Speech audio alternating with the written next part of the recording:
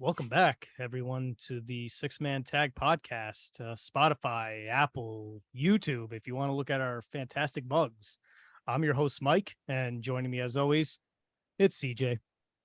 Hey, what's up, everybody? It's CJ Doyen, aka Craig Francis. I'm a little confused. I hear Mike's usual spiel, but I'm not seeing his face on my screen here. Like, are you guys doing a ventriloquist thing? It was me, Doyen! What?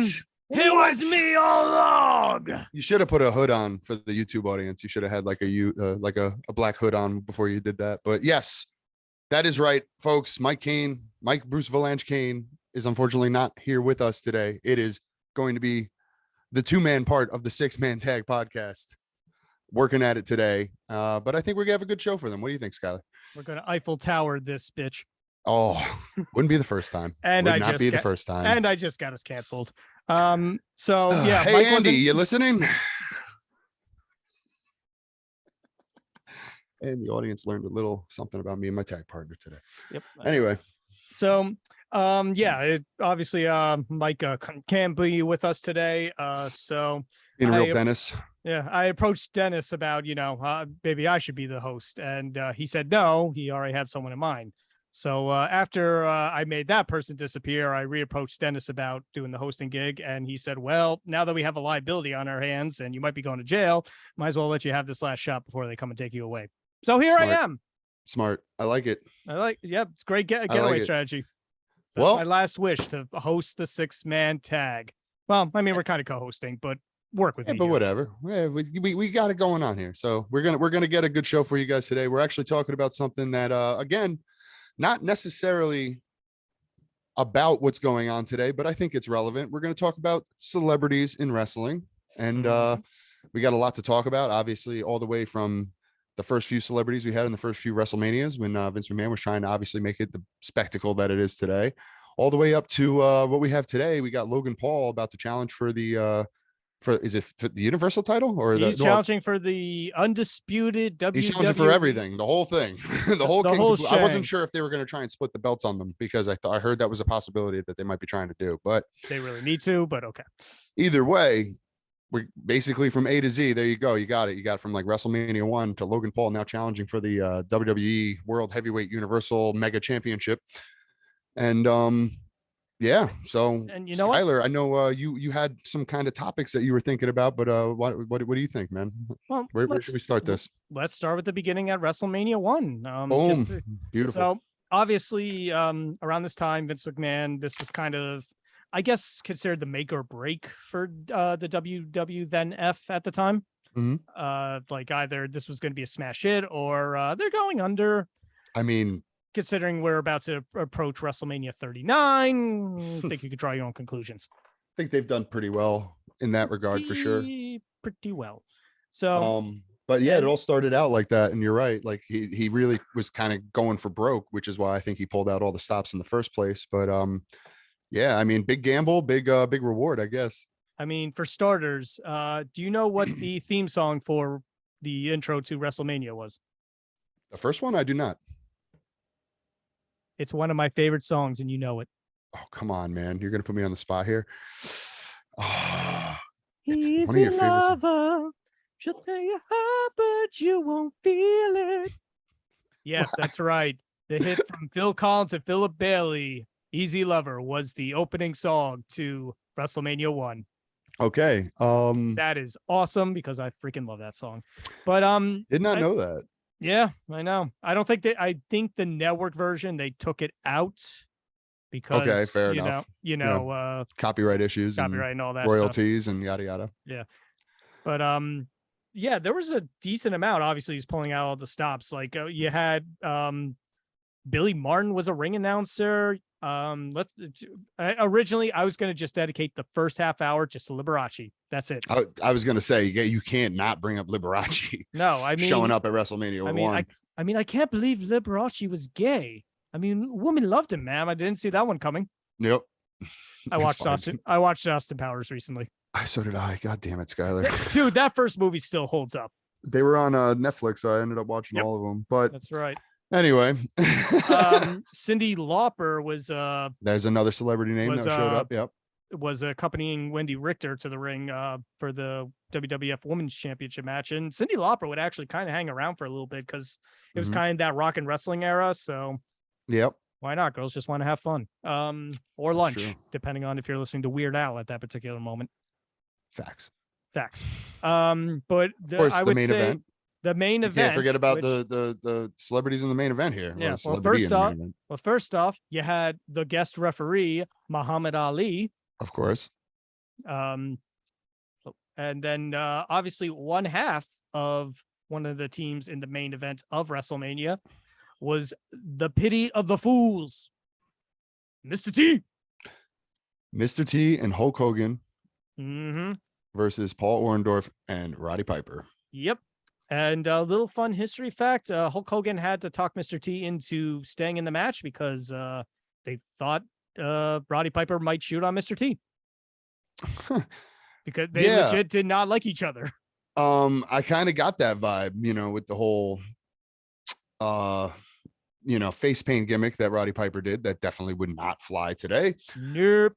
It obviously felt like there was real heat between Piper and Mr. T, because like in WrestleMania 2, didn't Piper like legit start shooting on him? Like in that, didn't they have like a boxing match where Piper started shooting on him for real? And like that might have been a work shoot, but like at one point I know he like threw a stool at him and yada yada yada. Like it was probably a work thing, but like that was like the whole gimmick, is that they didn't like each other, so now it's turning into a real fight and things are getting out of hand and yada yada. I mean, it absolutely broke down into not a boxing match. Yeah. And actually, very briefly, before I kind of jump a little bit ahead, I do want to address WrestleMania 2, because not only did that have some celebrities of its own, and took place in 3 different places at one point. One of them being Atlantic City, New Jersey. That is right. But let's not forget, we had a battle royale that was half wrestlers and half NFL players. Yep, that is true. I'm trying to remember. I had a list around here, and boy, the list of people that were. Before I even get to that, just some of the people that show were there. Ray Charles did "America the Beautiful" opening up. Ozzy Osbourne was there accompanying the British Bulldogs. Huh. And he still sounds the same as he does today. I mean, yeah. Well, back then he was on the drugs, and now his brain's melted. Yes, exactly. So he was also on the ants. He might have been snorting ants around that time. I forget where it lines up. That was a thing for him for a while. Him and I don't know if you ever saw The Dirt. I did, yeah. Motley Crue, yeah. Yeah, I knew about that story long before that book even came out. And then he also, licked urine, but whatever. Joan Rivers was there, kind of just interviewing people. As she does. Elvira, Oh, that's right. Elvira was there. I forgot about that. Boobs. Anyway. Yep. I'm trying to remember who else. I know Joe Frazier actually accompanied Mr. T to his match with Roddy Piper. Yep. Yes, he did. Yep. That's that's a fact. I'm trying to remember like what else. So the Battle Royale. I have the list. 2 is like such a that's like one I always struggle with because of the 3 location thing. I'm always like trying to remember like what happened and where was it? Yeah, it was. What was it? It was LA, Chicago, and New York. I think that's right. Yeah, that's right. It wasn't Atlantic City. It was Nassau. It was Nassau Coliseum. Yep, it was Nassau. It was the Rosemont Horizon in Chicago, and the LA Memorial Sports Arena in Los Angeles. That's right. Yeah. So, I think what was it? WrestleMania 3 was Atlantic City, New Jersey, because that's where Hulk Hogan body slammed Andre, and with the help of the Hulkamaniacs, and it was going to cause a seismic shift in Atlantic City or whatever. Like I remember the promo, he said something like that, like some kind of like the beaches of Atlantic City basically crumbling. I need to find this battle royale. I'm like, I know Bret Hart was in there. I'm trying to remember who won. I want to say it actually was Andre the Giant. Yes, it was. Let me see here. Okay, so we had Jimbo Covert from the Chicago Bears, Pedro Morales, Tony Atlas, Ted Arcidi, Harvey Martin from the Dallas Cowboys, Danny Spivey, Hillbilly Jim, King Tonga, the Iron Sheik Jabroni, Sheiky baby, Ernie Holmes from the Pittsburgh Steelers, Sheiky baby, We got to address that one day. Yep. B. Brian Blair, Jim Brunzell, Big John Studd, Bill Fralick from the Atlanta Falcons, Jim Neidhart, Russ Francis from the 49ers, Bruno Sammartino. Really? That's really. Yeah. I got to go back and watch that. I could have sworn, did I say Bret Hart? Yeah. Well, Bret Hart was the last one eliminated. Yeah. By Andre. That's right. And William the Refrigerator Perry, Chicago Bears, which he was on the Bears at the time. That's right. Forgot about that. The Bears. Anyway, if Mike Ditka was there at the time, he would have won with about 4 seconds down. flat. Yeah, Hands down. He would just hurricaned his way in there. I want to know how that idea kind of like went. Like Vince just called a bunch of NFL guys and was like, "Hey, you guys want to come wrestle on my show?" And I mean, how does that start? Like, do the NFL guys want to get involved in that? Like, I just feel like that's just like a weird way to like get that. Like, I don't know. I just feel like it's weird. You see, I kind of feel like it might be along the lines of where is it? I had it up here just now. Bam Bam Bigelow and Lawrence Taylor as the main event of WrestleMania 11. That's right. I said main event. Yeah. I remember that.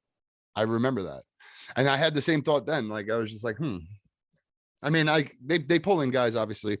You see them doing it now, like even AEW with Sangnam Singh, they like the NBA, like they pull guys from other sports. WWE's always looking at football guys and weightlifting guys, obviously, like college athletes. They're always, I mean, literally not that long ago, they were literally going through a whole recruiting process that involved not recruiting wrestlers, around recruiting these college athletes and other stuff like that. And obviously it wasn't that much of a success. I'm starting to hear things about Gable Steveson possibly not ever making a debut now, which obviously is not a good look for them since they put him on TV more than once.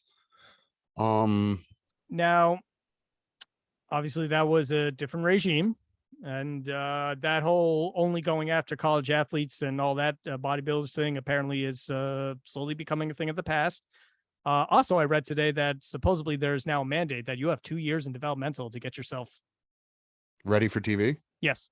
Otherwise, they'll just release you. Yep. Now, is that a mandate that's built into longer term contracts, or is that just something, a policy of theirs, where if like they're only going to offer you a 2-year contract, and if at the end of that 2-year contract you don't show any kind of promise, they're just going to cut you? I feel like that might be I feel like that's more of a mandate, because I feel like if you could tell somebody in like the first like 6 months, it's like it's clear that this is not happening. Yeah. Which I think that honestly I feel 2 years is that's enough time to figure out if you got it or if you don't. Yeah.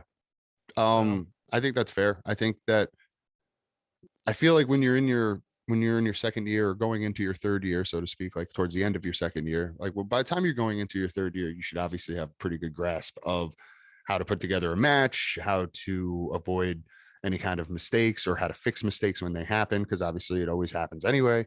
Like by your third year, that's really, I'd say like that's by my third year is really where I started feeling like I was confident in some of the matches I was putting on. I swear I started working more outside promotions too. I'd say like the first 2 years I mostly spent just at OTW. And then by like year 3 is really where I started branching out and hitting other promotions and having the confidence to do so. Yeah. So that kind of makes sense. You were in your home area learning a new hold. That's right. And then you went to other places and learned a bunch of other new holds. That's true. And then you settled on the Boss Man Slam, because don't fix if it ain't broken. Hey man, I'm still saying Boss Man Slam is one of the best finishes in the game. It is definitely up there for me, and I definitely don't disagree with you. Yeah, but man, they have to have some good trainers out there, because not only have people made celebrity appearances, but as I alluded to with the NFL in general, because Lawrence Taylor and everyone I just mentioned is all NFL. There have been a few celebrities that have decided to step in the spotlight on a number of occasions. I kind of want to just go over a couple of them before we maybe pivot into the inevitable Monday Night Raw talk. Fair enough. But it just feels like you could tell there's a difference in quality between. Well, okay. Let me name a few here. Yeah, I have a list up here. Rattle them off. So let me see if you actually even remember some of these. Some of them I probably will. Some I might not. So WrestleMania 21 is the first Yep. one on this list. Big Show versus Akibono Tari. No, I don't. It was a sumo match. That makes sense. Okay, Yes. I remember the match now. I didn't know the guy's name. I couldn't remember the guy's name, obviously. Yep. Nope, I remember that. Yep. Big Show, because for the most part, he's a company man. I mean, how else can you turn between face and heel that many times in this span of an episode? Yep. He just turned heel again as I'm speaking with this, and in the next 5 minutes, he'll be a face again. That's true. That's true. So, Breaking news: I mean, alert, Meltzer. Big Show's turning heel right now as we speak. I don't know. I don't know if I trust somebody that has direct pipeline. Never mind. Anyway, We've said that already. That's another show. Yes, that's another episode. Go check it out in the archives. That's right. Go back and check them out. Subscribe while you're at it. Yeah. Hey, let's take a moment, get some plugs in. You know, we got 6-Man Tag on Instagram. I really need to fix the one on Facebook because I stumbled into being the one in charge of it by default. And that's the number 6. We're on YouTube, 6-Man Tag. CJ, get some plugs in real quick. Look, yeah, really, right now, I just want to focus on the show. We'll get all that other stuff in later. His plug is a little bigger, but anyway, back to it's just this because I got some other stuff to talk about that I'm going to save for the end of the episode anyway. Skylar, Yes. I talked to you about it earlier, so I'll save all That's that right. shit. That is But fair. To stay on track for now, Let me get to number 9 real quick because this one is infamous. okay. Bart Gunn versus Butterbean. Yeah, of course. We were just talked about that again, just on the past few episodes. We were talking about that brawl for all and all that stuff. Yep. What a punishment that was. Like, and you can't convince me it was anything but. Yep. That was literally just a fuck you to Bart Gunn. I still think Bart Gunn really got fucked on the whole deal when it came to brawl for all. I think it's not fair that they put them in this situation where they wanted them to shoot fight each other, and just because Bart Gunn knocked out the guy that they wanted to win, now you're going to punish him and not only kill any chances of pushing him because you have no intention to, but also just get his ass knocked out by an actual professional boxer who has, like, how many knockouts does Butterbean have on his record? It's got to be like, what, in the 30s, probably 40s, 50s, maybe, who knows? I mean, let's not forget that he also did a few MMA fights. That's also true. And I'm sure, as we said before, I'm sure Bart Gunn was flying high coming off brawl for all. I'm sure he had that swagger to him that had him thinking maybe I could do this, but like, you got to keep in mind, like, an amateur versus a professional, it doesn't matter what field you're in. The professionals are professionals for a reason. Like, I wouldn't expect to walk into, the World Series of Poker and play with professional poker players and walk out with any kind of chips. Like, I would just, if I was on a table with like guys like Phil Ivey and Danny Negreanu, and if anybody listens and knows anything about poker, you'll know what I'm talking about. Like, I'm fucked. I just know I'm beat because I'm an amateur. They're a professional. I just don't have a chance. And I think the same goes in any field, really. Yep. And on top of that, this punishment coming from the guy that basically we all know says, plans change, pal. Yeah. Well, a plan just changed. Do something. You failed Bart Gunn. I was about to say Billy Gunn. He had a decent run. But why not give Bart Gunn a push after that? Seriously, why not? See what you got.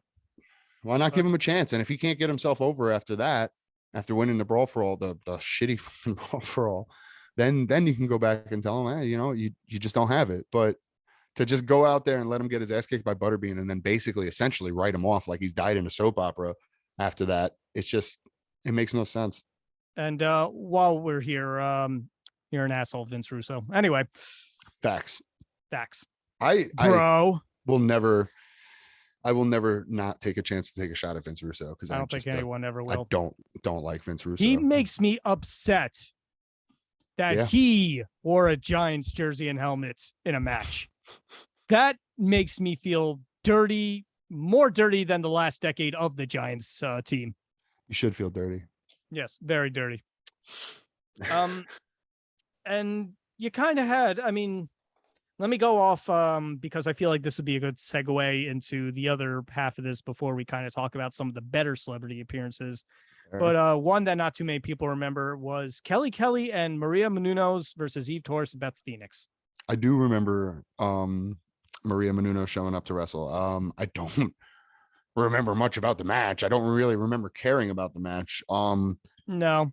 Again, back then, women's wrestling is it was hard to watch. A lot of women's wrestling was hard to watch back then. Which is kind of funny because you have Beth Phoenix in there, who is considered is great, and Yep. I do enjoy Beth. I even back then I enjoyed Beth. I actually liked when she had the title because I felt like, all right, at least she can work and she's actually good at wrestling and good at what she does, and she cuts a promo. Like, you know what I mean? She was an actual wrestler, I felt like, compared to a bunch of models and Yep. you know, just pretty faces and stuff. And Yep. And Eve Torres. like, I'm not saying none of them could work. I'm just saying that, like, at that time, I don't think a lot of the wrestling was the main focus on the product, and Right. it was very obvious. But even Eve Torres, like, she was one that, like, you could tell was steadily improving, and I think she married like MMA star too. Really? I want to say one of the Gracies. Yeah, well, there's like 20 of them, so Yeah, exactly. So, but Yeah. no, she could probably tap me out, no problem. But anyway, and I'll let her. Maria Menounos, outside celebrity. I honestly am a fan of her, even though she's not really my shit. Kelly, she was there. Anyway, but that kind of brings in how there was. Let's just get to the dark period out of the way. I mean, dark period, depending on who you ask. She would probably be considered one of the many celebrities who hosted Raw. That's right, folks. There was a kind long of weird. stretch. There was a long stretch where we Like, it went had- on way too long. It went on way too long. Trying to see Raw guest stars. This can't be right. Oh boy. No, I had a different list here because the first one on this list is Buzz Aldrin, and that can't be right. Oh wait, here we Buzz go. Aldrin? Second man on the moon. No, I know who Buzz Aldrin is. I'm saying, when was Buzz Aldrin on Raw? Hold on. May 17th, 2010 at the Air Canada Theater in or Center in Toronto, Canada. Get the fuck out of here. Yeah, and guess who was? And you know who was the following week? Who? John Lovitz. That's right. It's the critic. I'm John Lovitz. Jealous? Fucking love John Lovitz, by the way. I love John Lovitz. John Lovitz in Rat Race is like one of my favorite characters of all time. I And need Rat to Race try- is a great movie. So I need to go back and try that movie because I remember seeing it in theaters and wanting to walk out badly. No, I love that movie. That movie's fucking great. It's hilarious. Time and recently made legal substances could make that change. Who knows? Fair enough. So, Oh my god. So I So- did not realize that Buzz Aldrin was ever a host on the show. Like, I It- don't remember that. I don't know if I was watching at the time or not, but why? So Why Buzz Aldrin? there are some names on here that's kind of like, okay, yeah. And some of them is like, what the? Did they just like break out a check and tell them to write a price in there? I mean, speaking of price, you can't forget about the fact that they've had literally 2 Price is Right hosts, guest star and guest host on the show, Bob Barker and Drew Carey. And then Price is wrong, bitch. I think it's funny that whenever they had Bob Barker or Drew Carey on later, that they always did like a Price is Right theme to the show. Like, there was always like the wheel backstage or some kind of like game, Price is Right pricing game that the superstars would play or something like that. Like, Wait, I get a did kick out of that. I was a big Price is Right mark when I was a kid. So Were one of them like part of did the like the Vegas show where they spin the wheel? I'm sure they did. I think I'm pretty sure. I think like Bob Barker might have even hosted one of those Raw roulette nights. So like they did like a Price is Right thing to go along with the wheel. Like, and Bob Barker would like be by the wheel all night. I might be completely making that up, but I feel like I remember that somehow. Yeah. But like looking at the list, this began on June 29th, 2009 with the very first host, Batista, because at the time, I guess this was one of his times where he was away, or this might have been when he left and was sporadically coming back. I'm not 100% sure on the details there. Is this pre Guardians? I believe so. What year was it? 2009. Oh yeah, that had to be pre Yeah, Guardians. the, Of course. the first Guardian was the soon to follow decade. Yeah. Like early on, there was kind of like a mix of like some former wrestlers. The second one was the $1 Million Man, Ted DiBiase, which he told them everyone has a price. Here's my price for posting. You had a few weeks later, Sergeant Slaughter, who I forgot didn't actually work for the company anymore at that point. You had Dusty Rhodes, baby. Dusty Rhodes. Dusty Road, baby.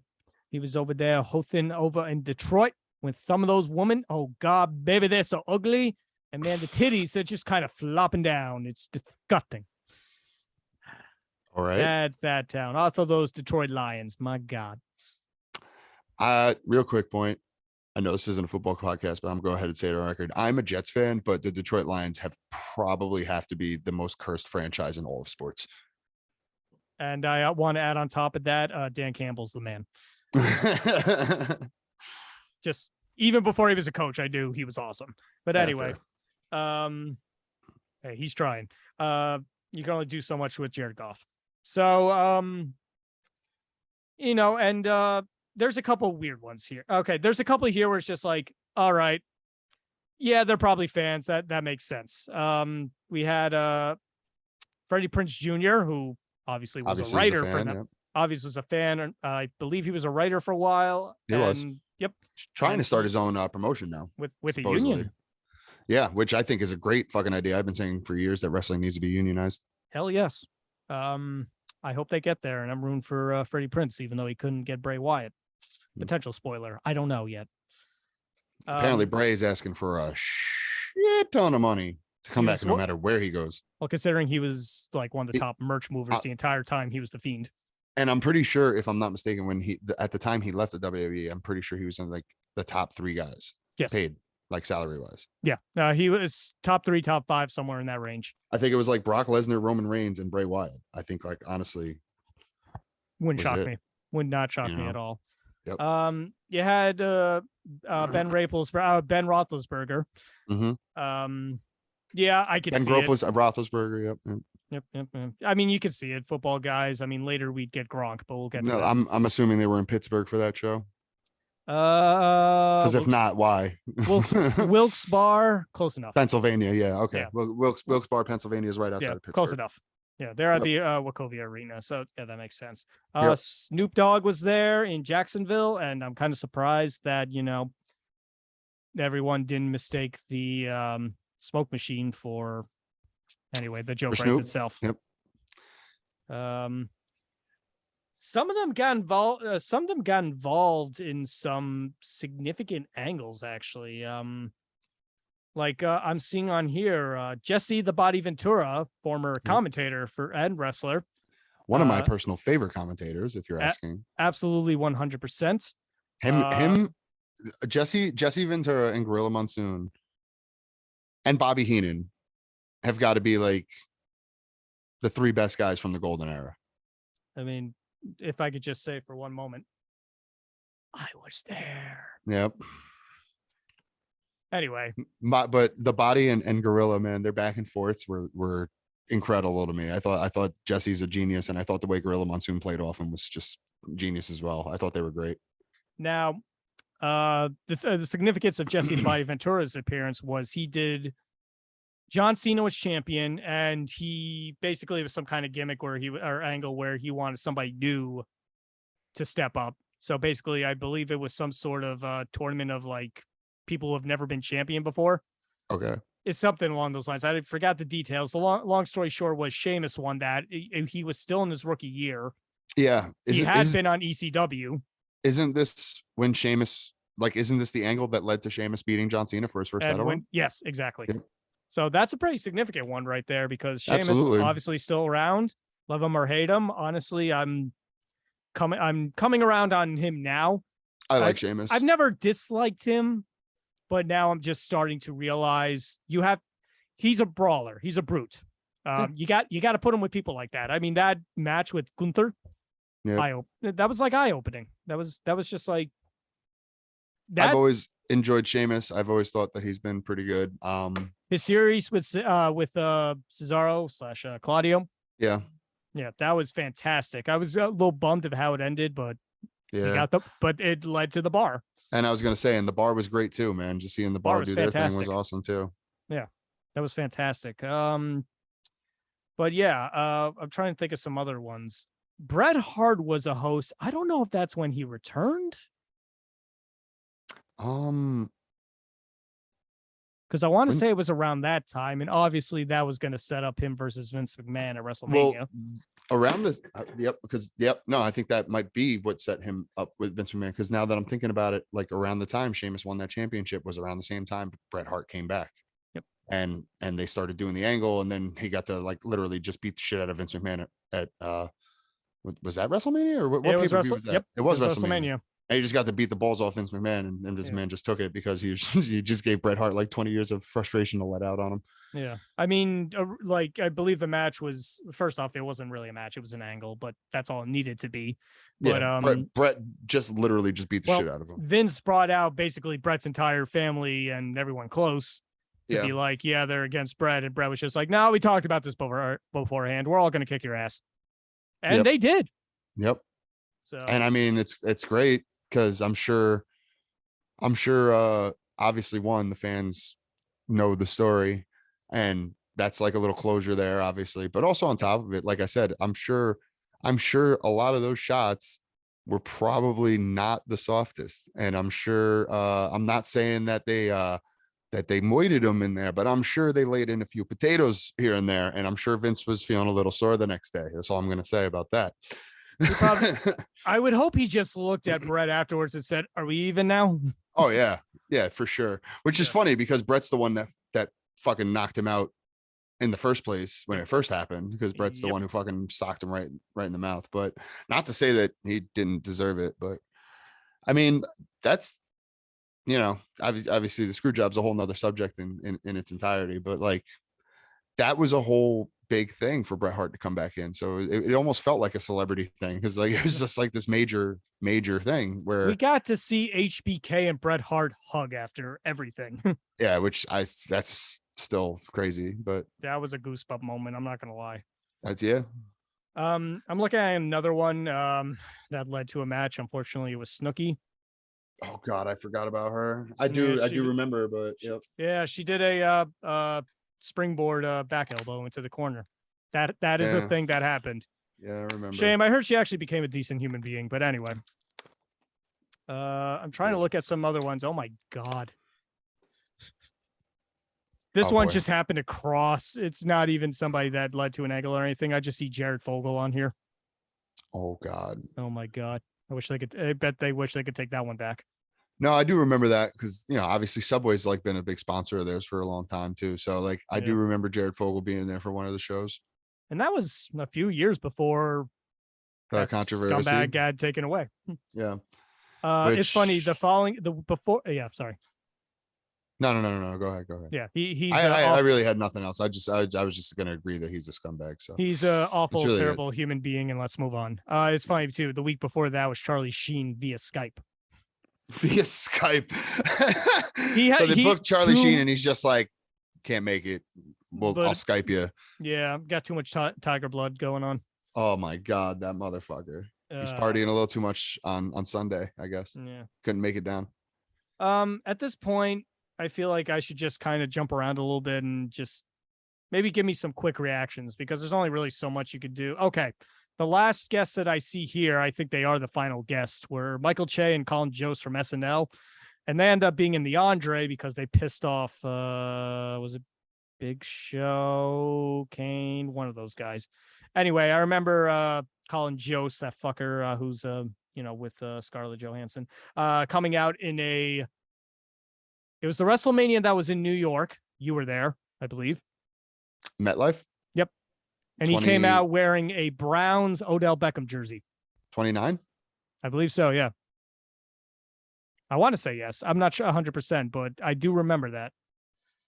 I don't recall. It was jersey in the Andre. The Andre is not exactly the most memorable thing. That might be why. I don't even remember if we were. You might have been paying attention. You might have been taking a pee. Yeah, we might have been like looking at concessions or something at that point. Maybe going to the gift shop. Who knows? A couple weeks before that one, and this one, I bet you they sort of want to take back, is Ashton Kutcher and Danny Masterson. 50% of that I'd take back for sure. Yeah, fuck Danny Masterson. There you go. It's in that Jared Fogle boot. And I guess another one that I could put in here, Stephen Amell. I want to say that was to set up his match. He teamed with Neville, as you may know today as Pac, audience at home. Because Neville's against, finish was the Green Arrow. at the time that was the Red Arrow. Well, was it the Red Arrow? I thought it was the Green Arrow. No, No, I guess it was the Red Arrow. It's the Black Arrow no, now, obviously. no, the Green but- Arrow is something we don't talk about. Yeah, no. Well, you know, at least what's this? Deadpool wishes we forget. Anyway, I love Green Arrow. yeah, but that movie was. The movie. I'm talking about the shit. Whatever. I'm talking about the comic book character. But Oh yeah, no, the comic book character is great. Just that movie with Ryan Reynolds, even he wishes he could take that back. that's Green Lantern, bud. Oh fuck, we're done. I'm out of here. But Stephen Amell plays Green Arrow on the Heels. CW 11 show. Heels, which And well, no. Heels came later. Before okay, Heels, yeah, the you're reason right, why you're right. the reason why Stephen Amell came involved with WWE is he was on the Green Arrow show and he was just a huge wrestling fan. And he like they got involved. I remember they did actually hold on, because like I was just looking at something about that too. But yeah, he had the match with Neville. Mhm. And I'm trying to remember what happened after that. Well, he faced off. Oh yeah, so he faced off with Stardust, who it was unfortunately Cody that's Rhodes, Yes. and King Barrett. Yeah, so he did have a few matches. That's right. But I remember like he was another guy who was good, but like I wasn't surprised that he was good in the ring because, like I said, I knew he was a big wrestling mark beforehand. I know this was like a thing that he wanted to do for a long time, and now I haven't seen the show Heels yet, but I hear it's pretty good. I got to check that out. But I think like him doing Heels is kind of like it's like a project of the love in a way. You know what I mean? Like it's something obviously he really enjoys and wants to tell a story about and enjoys professional wrestling. So for him to be involved in that makes complete sense to me. Also, side note, just because of the times we're living in right now, I kind of want to see it because CM Punk is like a reoccurring character. Apparently, yeah, I heard about that too. Which Yeah. again, I haven't seen it, but yeah, I'm gonna have to check it out. Yeah. So here, but how about this now? I do have like a few celebrities here. I want to get your opinions on some of them. Some of them I think are good. Some of them I think are pretty bad. So I want to see what you think. You know, not all of them are matches either. Not all of them were like guys who came out to wrestle. I just want to get your reaction on the guys and what they did. Yeah, I want to address like the more recent guys Well, that here have wrestled. I'll start you one right off the bat. Let's get your opinion on Bad Bunny. That was one that I wanted to get to in a little bit, but Okay. that was a bit of an eye opener, honestly. Yeah. 'Cause, I mean, For sure. I'm not going to say his music is necessarily my thing. Although I would say it'd be like somebody get his like, hey, I got an extra ticket. You want to go see Bad Bunny? I'd be like, yeah, Why not? but you could tell he is a fan. You could tell he has a respect for the business, and you could tell he trained his ass off for the few appearances he had, and apparently there will be more to come if rumors about Triple H talking to him is to be believed. Yeah. So yeah, Bad Bunny, thumbs up in my book. All right. Now how about The hair's a little silly, and the name, but whatever, that's not me. it's a stage name now. So He's making more money than I'll ever see in like a century of lifetime. So fair. All right. How about Jon Stewart? I mean, I love Jon Stewart in general. I mean, have you ever watched a Jon Stewart segment on weed? Of course, I had to come back. I like half-baked reference. I like it. Damn straight. Does that count as the Chappelle reference for the bingo card? Yeah, I'm gonna say yes. So, but I kind of liked his usage because he got involved in John Cena and Seth Rollins. Seth Rollins had a few months ago come off his the great train heist at WrestleMania by cashing in the main event at WrestleMania. Yep. Against Brock Lesnar and Roman Reigns, which I still consider that their best match together. And John Cena was in the middle of his very memorable United States Championship run. Yeah. Big fan of that run. But that was a good run. Yeah, I remember, yeah, because Jon Stewart turned on John Cena because he explained he didn't want him John to break Cena. Ric Flair's record. There it is, because he was such a big Ric Flair fan, and John Cena couldn't give two shits, and they ate him. Hey, makes sense for the story. Loved it. I thought it was pretty funny. And Definitely, then I like remember you him don't coming- expect. Sorry, I was just gonna say, like you don't expect a guy like Jon Stewart to come on TV and just do a heel turn for no reason. So Yep. like I thought it was pretty funny for them to use him in that way. Yep. Here's one that now here's a question I got for you about this next guy. With him actually being retired again, we'll see if it lasts for the full season. I have a feeling it won't, especially if they get into trouble later on in the year. But with Rob Gronkowski back in full retirement mode, do we see him make a return to WWE? I'm going to put that at a 50-50. Right? Yeah. I'm not going to kind of feel the same. I wouldn't rule it out. But at the same time, if it didn't happen, it wouldn't surprise me too much. Yeah. Again, I want to wait and see how the season goes for Tampa. Obviously, I think if they're like in a little jam mid-season, it wouldn't be surprising to hear that Gronk might be getting phone calls at least. So we'll see how that goes. I don't know what's going on with Tom Brady right now. It sounds like he's pissed off one moment. It sounds like he's injured another moment. It sounds like Giselle is bitch slapping him another moment. Who knows? And I feel like Brady is kind of tied to if Gronk were to come back. Well, Brady's already there, he's playing, so but I mean, I agree with you. Like, I feel like if that's the thing, like if things are going bad or if Brady just needs a security blanket, who do you think is going to make the call? I'm not saying that Tampa's going to make the call. I'm saying Tom Brady's going to make a phone call. Well, there's only two teams he would go to. He'd either go to Tampa Bay or, as was rumored, he would go to Tampa. That's it. He's not going anywhere else. I could see him considering Buffalo because one, they're good now, and two, he's from Amherst. He's not going to Buffalo. He's done. They tried. He's got his rings. Oh yeah, he's got his rings. He's got his money. Yeah. He's good. He could show up at. I'm sure if he, just reached out to Triple H, he'd probably find something for him to do. I'm sure. Part of it was he was really good friends with who's that really hype dude? Mojo Rawley. Mojo Rawley, who didn't do a lot for me, honestly. No, he never did it for me either. Yeah. How about this one? Here's one. I feel like we kind of know the universal opinion about this next guy, but let's hear your take right now. David Arquette. He's trying his damnedest. You can't kill him. I don't even think can't kill David Arquette, which, by the way, if you haven't watched the documentary, go check it out. It actually is really well done. I do want to watch it. And it is good. I have watched it. Where is it? I think it's on Amazon. Okay. I will take a look at it. You might have to rent or buy it, but I think it is on Amazon. I think he's earned my rental money. Oh yeah. I mean, I've watched it. So if it is for rent or something like that, I paid for it. So and I'm telling you, it's pretty good. One, I believe him winning the WCW title wasn't his call or absolutely anything. not. No, I don't think I think David Arquette.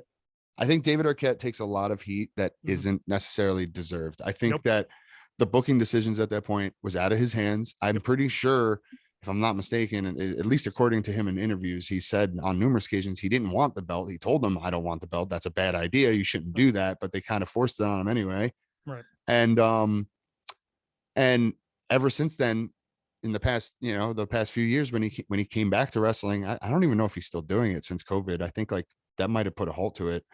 But up until then, I think he was pretty much going strong, working on kind of rebuilding his redemption arc, so to speak. He wanted to show the world that, like, hey, I actually really do enjoy this, and wrestling does actually mean something to me. I'm not just a goofball from Hollywood who just, booked myself champion. Right. And on top of that, I mean, Nick Gage almost killed him. Let's not mince words here. He almost killed him. Yeah. No, Nick Gage definitely went a little too far against him. That's Nick Gage. That's Nick fucking Gage for you. Let's keep it going. All right. I only got a couple more for you, but here's one that a personal favorite of mine, especially from my childhood. How about a Pee Wee Herman? I was hoping we were going to get to that. That was a strange one. I mean, I'm sure he's a fan, and I'm sure he's kind of done some things to images of the Divas. Never mind. Sorry. Allegedly. Actually, I don't even know if it was alleged. I'm pretty sure that actually happened, but no, I think he did get convicted or something. But that was a long time ago. A real long time ago. But Pee Wee Herman showing up. I love Pee Wee, so anytime I see Pee Wee on TV, I'm not mad about it. What was the magic word that day? I don't remember, but I know they had one. I know they had one. I actually want to look into that at some point. All right. So I I got mean, one okay. more on my mind before we move on. I'll let you talk, figure out. Sorry, go over some of yours. But one more I really kind of stuck in my mind. And I want to get your reaction on it, especially because there was a little bit of controversy behind it. Steve-O's appearance with Chris Pontius, where they got into the ring and were supposed to get squashed by Umaga, but Steve-O was so high, he wouldn't stay down. What do you think about that one? You remember that one? He would have better appearances in the future. Granted, now Steve-O, actually, I will say, This was still during a very down time for him. Obviously. And I love Steve-O. I love Steve-O now. I love like who he is now. Obviously, like he's a guy who's obviously cleaned up his act. He does a lot of stuff on media platforms now where he's still doing his stunts. He's making comedy. He's doing little bits with his buddies. Used to see his videos on Facebook when I still had one. But I'm very happy about like where he's at in his life. But like you go back and watch this. I remember like, I think, a couple years ago, I went back and I watched this whole scene on YouTube and watched interviews about it and stuff like that. And it's to see how he was back then and know how fucked up he was to where he's gotten to now, man. Like, how can you not be proud of a guy like that? Exactly. So, hey, God bless him. Yeah. And not to mention, as I'll get to in a short bit, he definitely had a better appearance later on, even if it wasn't directly him. So let me speaking of which, I did say earlier that I alluded to that. Well, I alluded to earlier that I want to talk about some of the more recent celebrity appearances that have led to matches, because we've had some good ones recently. I was going to ask you too. This is a question I had for you. Like, and this might be a good segue into what you're about to kind of bring up. The state of celebrities in wrestling seems to have kind of picked up. And I wonder, like, if you have like an opinion on that, like, do you think it's because that the guys who are coming into wrestling are more just fans and they like actually want to be involved, so they get more into it? Or do you think it's because WB is a little more careful about picking like athletic guys who can keep up and do things that they want, to do? See, I want to say the first one, because I'm hoping it's the first one, that they actually have a love and respect for this business. Yeah. And I feel like some of the guys I'll mention do have that, because if they're just coming in to get a paycheck, I want nothing to really do with them. Not okay. That's a bit harsh. Yeah. But, you understand what I'm saying? Because, No, I get it. We're talking about celebrities, but it's not like, it just happens to be the topic. But anyway, some of these guys who clearly are fans of the business, and hell, I'll just start right away with a recent one, because we were talking about Steve-O, Johnny Knoxville. Yep. Love still, I will say real quick about Johnny Knoxville, the rest, I still think that WrestleMania match, despite that fact that Johnny Knoxville doesn't know how to work as a wrestler, those guys put on one of the most entertaining matches of that entire weekend. You can't convince me otherwise. I was sports entertained, as they say. Most certainly sports entertained. And I would watch a match like that every year if they put it on a card. You don't have to do a whole card of obviously that would be too much. But if you have Chikara for that. Yeah, but if you put DDT, if you put like one match on every pay-per-view or every WrestleMania or whatever you're going to do, I would never be upset about it, because I was completely sports entertained. Yes, 100% agreed. That was a great match. That may have been the best match of night 2 outside of the main event, because I think that main event that year, wasn't that Roman, Daniel Bryan, and Edge? Yeah. So wait, was it? No, wait, but that's the year before. That was the year before. Oh no, that was the year. That was the year before. Because Daniel Bryan was already gone. That match is this year. That's right. Yeah. Yeah. Okay. Yeah. No, that was the year before. It was the triple threat. That was the empty. That was before they had fans back. Yes, exactly. Although there were fans at that show. Yeah, because that was like the one exception, and then they went right back to the Thunderdome. And don't you dare! What? All I said was the Thunderdome. I know. I didn't say anything bad. All I said was Thunderdome. We don't talk about the Thunderdome. It exists. It's in Florida right now. I know. It's still there. God, that was awful. You can't forget about the Thunderdome years now, or years, but whatever. I want to. You can try, but yeah, I know. Let me throw another one at you because this is another guy that you either kind of love or you hate. Floyd Mayweather. Floyd Mayweather. So I happen to actually like Floyd Mayweather. I don't think he's a good person. I don't think that there's very likable qualities about him, but I think that's why I like him because He's a real heel. That's what it is. I root for the heel. And so like, I think that for pound, he's the greatest boxer ever. I think Floyd Mayweather is the greatest boxer in history. I think it's pretty obvious. Like when you have an undefeated record with almost 100 wins, it's pretty hard to dispute that. But beyond that, I also just think that he's a heel and I think he embraces it. And I think that's kind of part of what I dig about him. So like, I remember when he was facing Manny Pacquiao, everybody was rooting for Pacquiao and I was team Mayweather the whole way. Oh God, that was something. You know, Everybody kept saying like, "Oh, Manny beat him because Floyd didn't throw any punches at him." I'm like, Manny didn't beat him; he didn't land any punches. I mean, because Floyd just dodged them all because he's a good boxer. Exactly. But actually, that reminds me because I'm surprised we didn't mention him. Let me throw another one at you. Mike Tyson. Mike Tyson. So the Mike Tyson angle of obviously one of the biggest angles of my youth when he showed up as a member of DX. I was a huge DX mark, as you guys know. Big Shawn Michaels mark, even in the heel DX times. I was always a DX fan. I was going around elementary school, chopping my crotch, yelling "suck it" at my friends and getting in trouble for it. I had a DX jersey. Yeah, with the 69 on it, right? And I wish I could find it. Yep. I had the old classic shirt with the gray logo and the 2 words "suck it" on the back, but it's got holes in it and shit now. So it's funny because so I went to Catholic school when I was a kid because dreams are dead. And they would take us skiing and snowboarding during the winter. And one of those trips, I basically was wearing my DX jersey on the outside while I was snowboarding. I like it. That's it's a good way to show the nun something. Yeah. So I remember when Mike Tyson was there, I loved it because he was in DX, and then WrestleMania was that wasn't 13, right? What was 14? That? 14, yeah. 13 was Bret Austin, right? That's where Bret and Austin, where Austin got busted open and never tapped out. Yes. Yeah. Anyway, so yeah, in 14 with Mike Tyson there, like I loved Austin too. Like, don't get me wrong, everybody loved Austin when we were younger, especially. So like, I don't know who I wanted to win the match, but I remember when Mike Tyson turned on DX, I was pretty pissed. As you are wont to do. I'm trying to think of more before I get to my last one. Mm-hmm. Who else? There's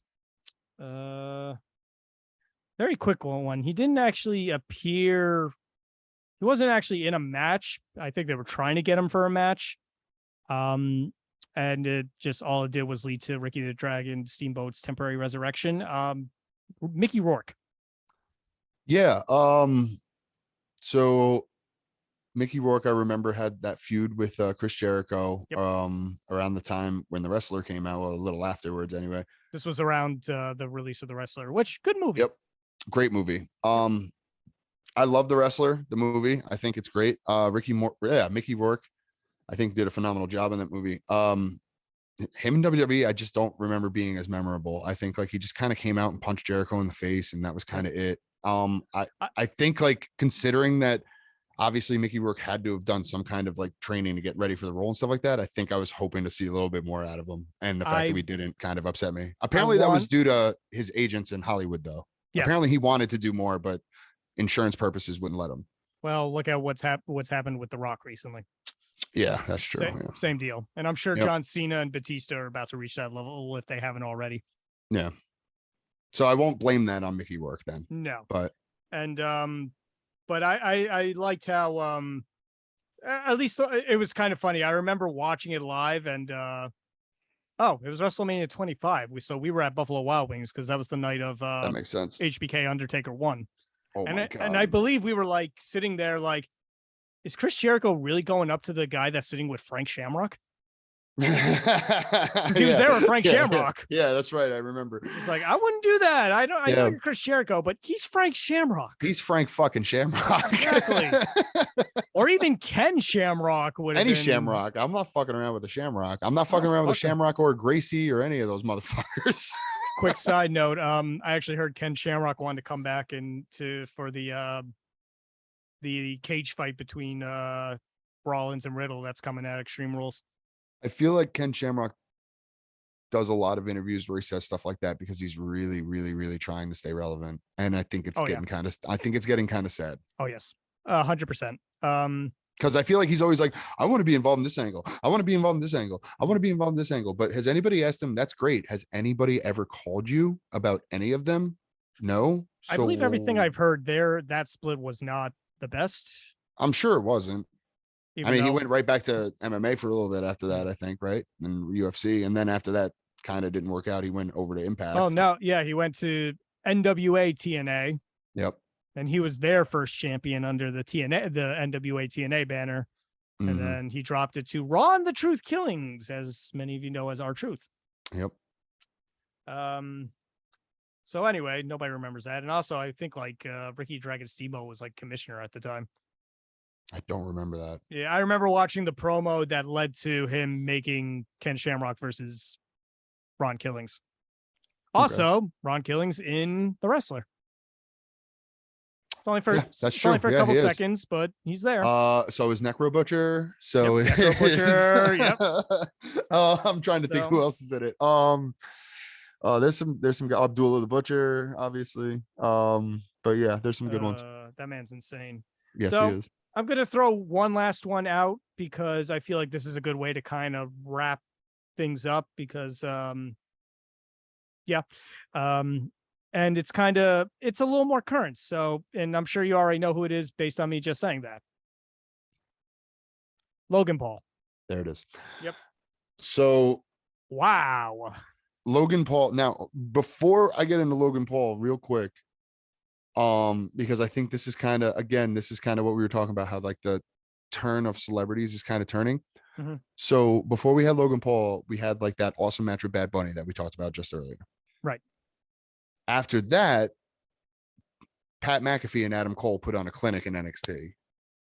Yeah, I know. We forgot about Pat McAfee. I think the only reason I brought up Pat McAfee is because he just seems like he's like a WWE guy now at this point. Yeah, I know. I mean, okay. No, I get it. But very quickly, I guess let's just address Pat McAfee. Pat McAfee is the greatest. Yep. He needs to be. Pat McAfee is one of my like top 5 humans. Yes, 100%. 100%. He's up there with like Gordon Ramsay and. I was about to say, if he said that, like, hey, I got a call to go punt, I'm gonna go punt, I'd be like, you'd probably be the best punter in the league. Even now. What Braden Mann did in week 1, I was hoping they'd give him a call. Yeah, exactly. I'm surprised they didn't. Actually, I almost feel like that could have been rumored, but I think the other thing is I'm a little bummed that he's not going to be around for the college football season. Yeah. But I mean, good for him. I'm sure, they like, it's an offer that he couldn't really refuse in a way. So I'm sure he's getting paid very handsomely. And that's a man who obviously is already making tons of money hand over fist between deservingly so between his WWE contract and his podcast and all the sponsorships and everything else that goes along with his stuff. Great podcast, by the way. Yeah. He's one of the best. Absolutely. Have us on the show. Yeah. I'll buddy you up all day. Yep. But hey, even like I loved Pat McAfee before anything else. Like when he was a punter for the Colts, I loved Pat McAfee because like 100%. He was the only one you would see making plays downfield, kicking onside kicks and recovering them himself, making tackles on returners when everybody else was breaking down. Like he did it all, man. Like he was just like one of my favorite special teams players to watch. And 100%. And like it's kind of silly to I guess it's not silly, but like to say that you have a favorite punter, but like, yeah, that was my favorite punter. Like as I throughout most of my like teen to adult life, like watching him play was just always enjoyable. Yep. And just him as a wrestler. I mean, you knew he was a wrestling fan. You might have known that he had a ring at his home, but God damn, he took to it like a fish out of water. That match with Adam Cole. Which also I appreciated the fact that he had angles occur on the podcast. Yeah, and that just again kind of commits to the professionalism that he is displaying when it comes to the company and the devotion that he has to the wrestling product in of itself. Because like the guy, he's putting the angles on his own show. WWE's getting that footage. They're putting it on their shows to promote it. But now you have a whole new audience listening to this. And it's just like, now think of like all the people who aren't wrestling fans who are just listening to this. And like, yeah, I'm sure they've known Pat McAfee was involved in the WWE for a little bit because I'm sure he's talked about being a commentator on the show. But like now all of a sudden, like, whoa, you just had this dude on the show and he just like cursed you out. And now you guys are going to have a match. Like, I don't know nothing about wrestling, but as a Pat McAfee fan, I want to watch that. Yep. You know what I mean? Like, I thought that was great. Genius. And the matches that then he hasn't had a bad match. We're not going to talk about Pat McAfee and Vince McMahon. God, I was afraid he even got to get stunned by Stone Cold. He wasn't and even supposed to. He loved it. Oh, every second of it, and he knew what to do. And that again, like that's instinct for you. Like if you know how many like people who aren't wrestlers would panic in that spot where like, oh my God, he just kicked me in the stomach. He wants me to do a stunner. Like, no offense Look at to the like stunner that just occurred prior to it. Yeah, exactly. And Vince that's a guy who's oh my God. But he's also like an 80-year-old man. So give him a little credit on that. But like, and this is no offense to like you, but like even like a person who might be a fan like you or Mike or Anthony or anybody else, like if Austin just kicked you in the gut and went to go for a stunner, yeah, you might think that you're going to be ready for it. But if you don't start moving at the same time he does, if you don't know how to like match that flow, you're gonna make it look stupid and you're gonna look like Vince. Quick side note, Rock, bestseller of the stunner ever. Yeah, for sure. Second part. Although Austin Theory is, I was about to say Austin Theory taking the mantle. I was gonna say if only there was a little more time to see Austin Theory versus Steve Austin, we might have gotten to see some real stunner bumps. But I don't think he's gonna be taking too many more from him. Maybe there'll be some special appearance later on. Anyway, maybe down the road he might have like one or two more left in him. But I don't think it's gonna be. I don't think we're gonna get to see the 50 that we got to see The Rock fucking flop around for.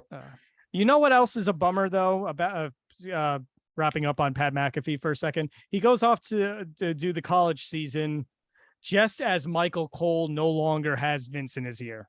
Yeah, because you could tell that that Michael Cole loves commentating with Pat McAfee. Yep. Like you could tell he brought out like a side of him that he probably knew he hasn't seen in years.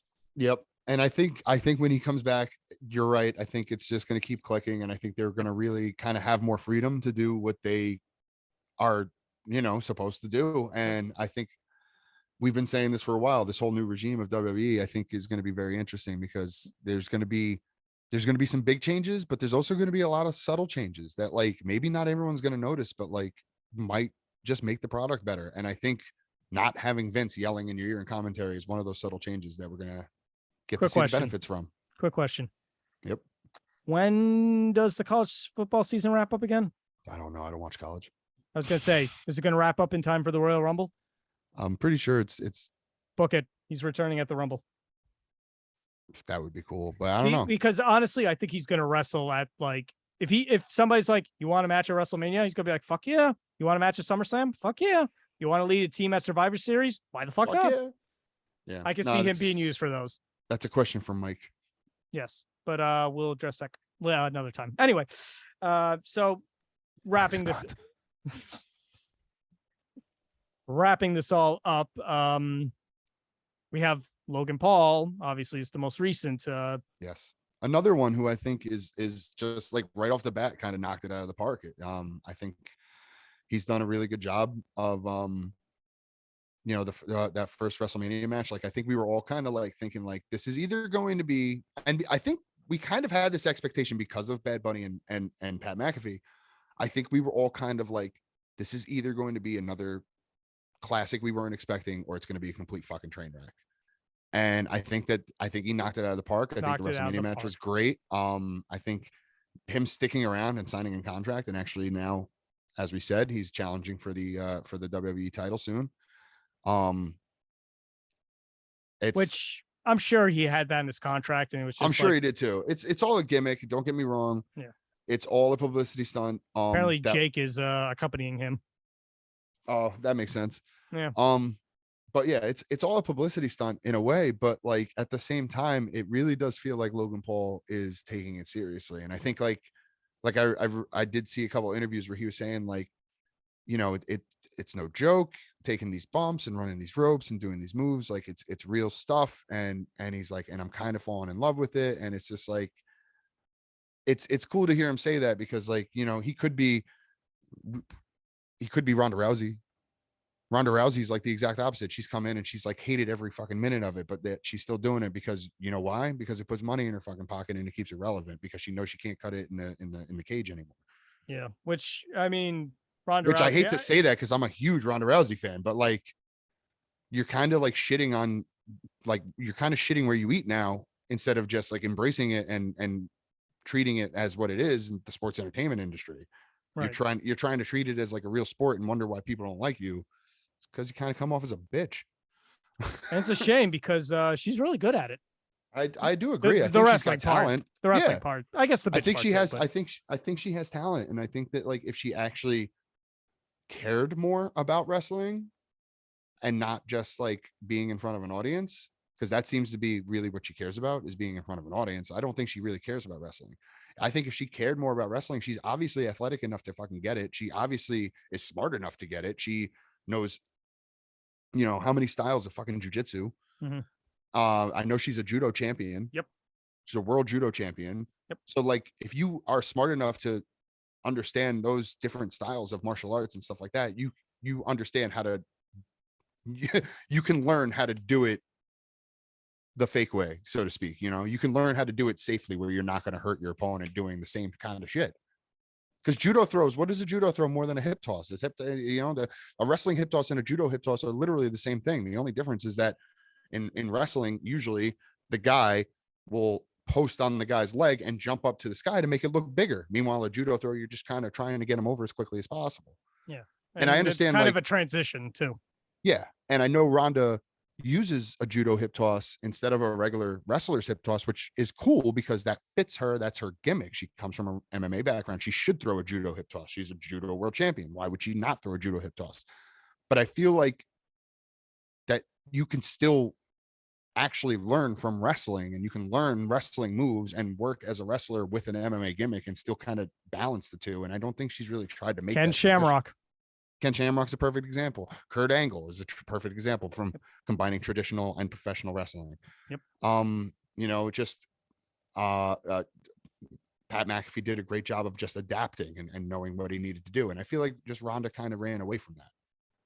I mean, she started strong, and I think it was just the fact that She started strong because she had the fans behind her and she was all happy. But then as soon as like the fans turned on her and as soon as like she was just like, I don't understand this, she stopped giving a shit. But at the same time, it's like she seems like she would just be a great heel anyway. Which I love that. Like if you just turn Ronda heel and let her just be a bitch, I think that's fucking great because when she was in the cage, when she was fighting in UFC, in her fucking interviews, she was always a bitch to her opponents. Like, and that's great because that's what you do. You get in their fucking heads and that's who she was. She was a tough fucking chick. And there's nothing wrong with that, but let her be that. Let her be that heel and let her just go off. But I think like because of the whole celebrity attachment to her and her coming from that MMA background, her coming from UFC and being a superstar that she was, because you think about it, she really was like the first female superstar of MMA, UFC especially. Yeah. She put women on the, I would say women's MMA on the map for sure. Yep. And so that's a real celebrity that gets attached to that. That's a real, you know, it's a real like legitimacy to your name. So when you come into the company, of course, you're going to be beloved by the stars because you're a big star. Why not have her be who she was in UFC? Why not have her cut interviews like she hates the fucking person sitting across from her, like she's going to rip her head off, like she doesn't have to hate her. She can just talk about her like, I don't give a shit about you. I'm just going to rip your head off because that's how I'm going to make the most money and there's nothing you can do about it. Right. That would be fucking great. Yep. She doesn't have to be emotionally invested to be a good heel. You know what I mean? Also, they really need to just get it over with and team her with Shayna Baszler for a little while. I've said that for a while now. Like, I don't understand how that hasn't happened yet. Yeah, because Shayna, I mean, I feel like she's getting a bit of a raw deal. I love Shayna Baszler. I Yeah, think me Shayna too. Baszler's been great for a long time. Me I too. loved her in NXT. I thought she was really good. I don't understand why she got a lot of flack. I think like because she wasn't getting the camera time she needed when she got to the main roster. I don't think Right. that like she was getting what she needed to get herself over. So people just started shitting on her, but like she never really was given that chance. Yeah, and it's funny too because she won the main event of Survivor Series when that year they did The NXT one. the NXT one, which was Yeah. a great one because one, and that was NXT's like golden era. Yep. And yeah, I just I don't know. I just feel that's something that they should have done already, and just have them do have them run rampant with the tag titles. I agree. I'm with you on that. So I mean, I like Damage Control, so I'm not going to say rush it, but No, but I think that would be a great heel tag team if you want to turn Ronda heel and just have her and Shayna literally just beat people up for a while. I think that would be a great run for them. Yep. And then just fucking build to them versus Becky and Charlotte like they want to. Yeah. There you go. Boom. WrestleMania match. Should have jobs. Give us jobs. So yeah, Logan Paul. Logan Paul took to like a fish out of water. That match against The Miz was fantastic. Love The Miz. And honestly, I think this match with Roman, I hate watching these Saudi pay-per-views, and I usually try to avoid them. But Me too. I don't like watching the Blood Money pay-per-view. No, I try to not legally watch it. Yeah. But yeah, I will say, haven't seen Logan Paul's work so far. The fact that he maybe be like, all right, I'll watch him challenge for the world title. I don't says something. I don't see a reason why him and Roman won't put together a good match. Yeah. Obviously we've been saying, I think since we restarted this podcast, that Roman's probably doing the best work of his career right now. Logan Paul, like you said, adapted to it like a fish out of water. Why would those two or not fish be able to put water? together? Fish to water. Fish to water, yeah. Fish out of water would be bad. Yeah. Mm. But you know what I'm saying? Like the guy's, he's got some kind of talent, and Roman being the guy he is, he's the top guy at WWE for a reason. And the PWI 500, he's number 1 this year, right? Like I know like not a lot of people put stock into that, and you don't have to. I don't put stock into it, but again, did Mike put up that video? Oh, I don't think so. Yeah. I don't think he ever did. We're gonna have to get him to do that. But little insider baseball, folks. We'll get to it. Yeah. I don't think any of us, obviously, because especially with Mike making that video, I think that confirms his point of view. But I don't think any of us really put a lot of stock into the PWI 500. But when you are number 1 on that list, you are at least one of the best wrestlers in the world, and you're on the top of that list for a reason.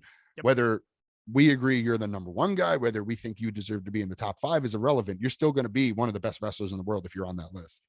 Although this year, number 2 is Okada, and I feel like this has been a down year for him, but whatever. Again, not talking about the legitimacy of the list at all. Right. I'm just saying that, like, Roman's up there for a reason, and he's WWE's top guy for a reason. He's been the biggest draw. And what's funny is number 3 is CM Punk, so let's see how well that ages. Yeah, exactly. Which I really understand, because I don't think his run in AEW was that great. Too many injuries and more ring rust than anticipated, I would say. Yeah, unfortunately. And, some other things that we may have heard about too, but we talked about that. Yep. Check it out on YouTube, folks. Exclusive clip. That's right. But yeah, I think those two will put together a great match. I don't see why not. I think there's going to be a lot of kind of athleticism shown by Logan Paul for a little bit, and I think Roman's just going to eventually just shut him down and beat the balls off him for a little while, and a couple hope spots here, a couple hope spots there, but my final prediction is Roman's walking out with the belts. Yeah, I think that's just a foregone conclusion. I just think we're getting sports entertained on the way. And I don't mind being sports entertained. I guess Logan Paul's huge over there. That makes sense. Well, that's kind of why they book some, like Goldberg constantly gets booked, or they book Cain Velasquez, because they want it. They want the celebrities over there. They want the spectacle over there. Yeah. They want the celebrities. They want their WrestleMania. Exactly. But anyway, before I kind of give some final thoughts, you have anything else to add? Not really. I did have, actually, one more thing. Thank you for reminding me, because I almost forgot. we talked about a lot of celebrities, some hosts, some wrestlers. One we forgot to mention, I'm not even going to get into it, but just shout out to Betty White because she's Betty White, of course. Yep. Shout out to Betty White. But I think the perfect thing to end this on is how about the Muppets? Because we can't forget. Is that a celebrity? Is that a celebrity edition? I meant to bring that up, and I think the best thing I think the best thing to come out of that night was finding out that Sheamus and Beaker were related. Yep. Yeah. Sheamus found his cousin Beaker or Uncle Beaker, whatever. I don't know. But they're definitely related somehow. Couldn't make that family reunion that year. Oh my gosh. But yeah. I'm just a big Muppet mark, so I just wanted to talk about the Muppets for a second. That's really 100%. All that was. 100%. Love the Muppets. But yeah, no, that's about it. I think we covered pretty much everything else, man. Yeah. So I guess my final thoughts on this whole topic is basically, I appreciate the fact that if they're going to bring a celebrity in, they're at least bringing in ones that obviously have a reverence for the business. And if they want to get their hands dirty, they put the most recent ones have put in the effort to train their ass off and put on. Look at Logan Paul, look at Bad Bunny, look at like these.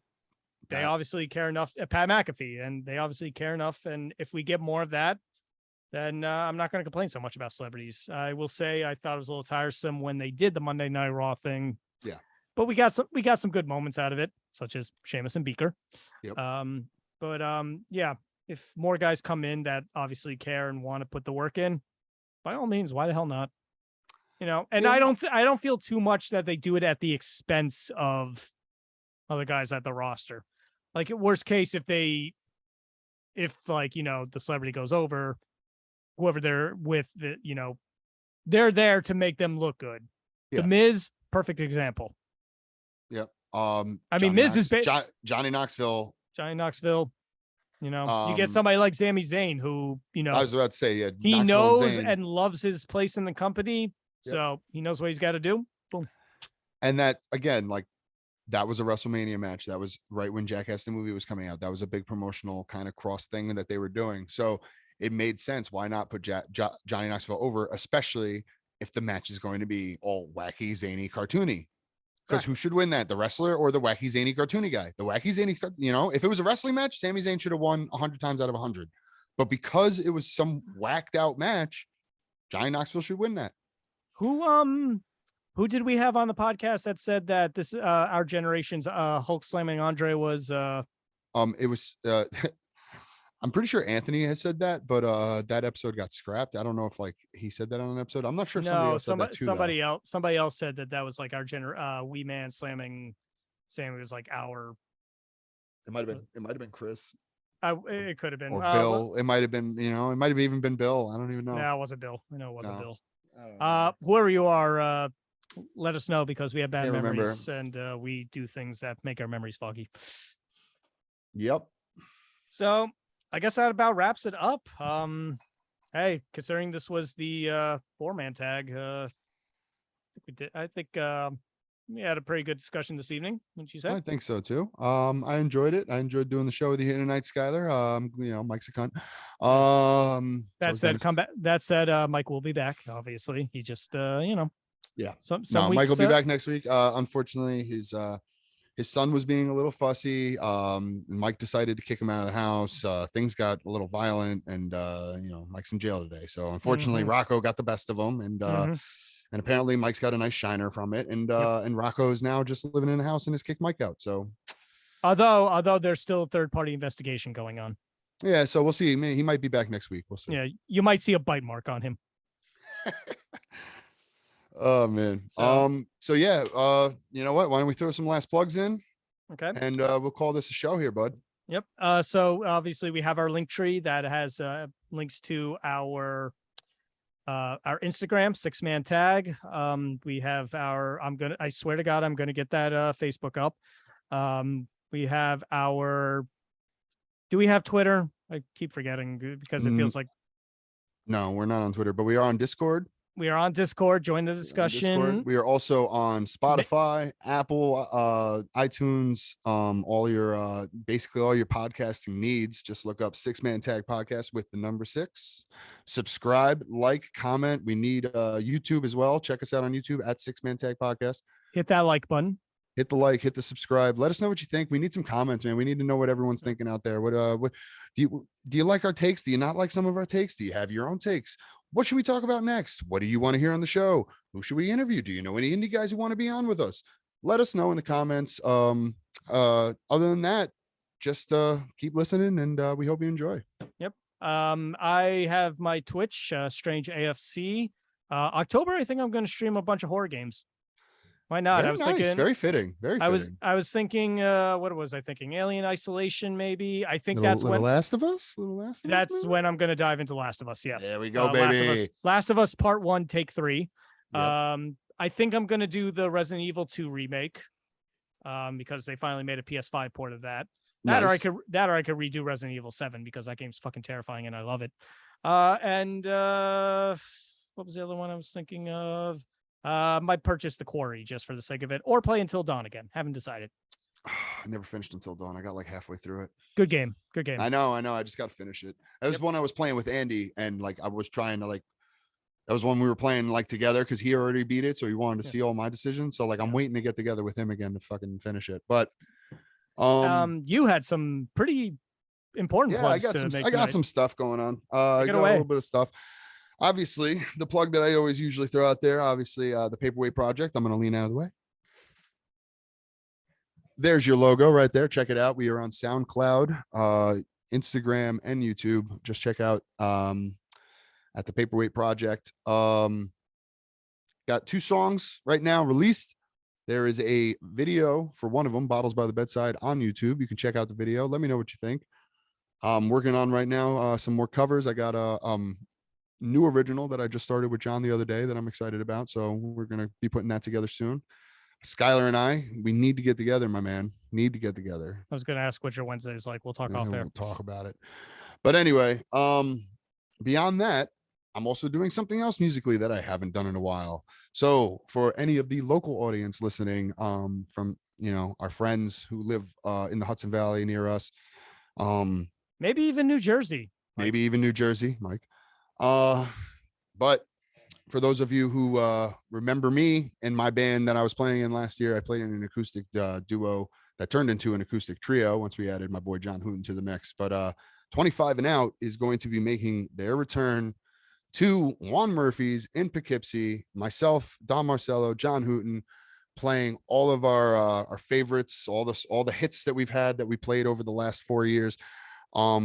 This is going to be our 5th year in a row playing Juan Murphy's in Poughkeepsie, Thanksgiving Eve. I'm assuming the show's probably going to start around 7 or 8. I don't know for sure yet. I haven't gotten the actual time, but I would say be there around 7, if not earlier, because that place tends to pack up quick when we're playing there on Thanksgiving Eve. So come check us out. We're an acoustic cover band. We play a lot of stuff ranging from classic rock stuff from the 70s all the way up to today's hits. A lot of 90s and a lot of 90s alternative and grunge stuff, because that's kind of our sweet spot. So a lot of if you're into Alice in Chains or Chris Cornell, Soundgarden, any stuff like that, you'll be happy to come to the show. Tool, maybe we do play a Tool cover. So yeah, an acoustic Tool song. So but yeah, I just wanted to throw that out for anybody listening. If you live in the Hudson Valley, the Poughkeepsie area, we will be playing Juan Murphy's in the city of Poughkeepsie on Main Street on Thanksgiving Eve. I'm going to say 7 p.m. Check us out. We do have a Facebook at 25 and Out on Facebook. If you want to check us out, we have some videos and stuff up there. If you haven't heard us, check us out. Let us know, there's some videos, some songs up there you can check out, and maybe that'll sway your decision on whether or not to come see us. But I'll be honest with you that Facebook has not been active for a very long time because we have not played in a year. So there's nothing new up there. But if you want to check us out, check us out. And there you had it, folks. Go check it out. I'm going a little long-winded there on the 25 and Out, but I'm going to shorten that down for the next few episodes when I plug it next time. But I just wanted to get all the information out there now for the first time, so everybody knows. I obviously don't have a Facebook anymore, so I haven't really announced it to my friends in a way yet. So if any of you are listening, and this might be the first you're hearing of it, it is true. Please start spreading the word. If you plan on coming out Thanksgiving Eve, might as well come out to Juan's, because one, you're going to get to see your boys play some good music. And two, it's not that shithole Mahoney's that is on Thanksgiving Eve, which, I'm not trying to cause enemies, but go there on Thanksgiving Eve and disagree with me. I dare you. No. Mahoney's is one of my favorite bars before 8 p.m. Yep. If you go there for dinner, they're great. You go there for dinner and beer, fantastic. Waiting for a train, fantastic. Yep. Anyway, so I guess that about wraps it up. From us, from CJ, from not Mike, Skyler. Peace out. We'll see you next week.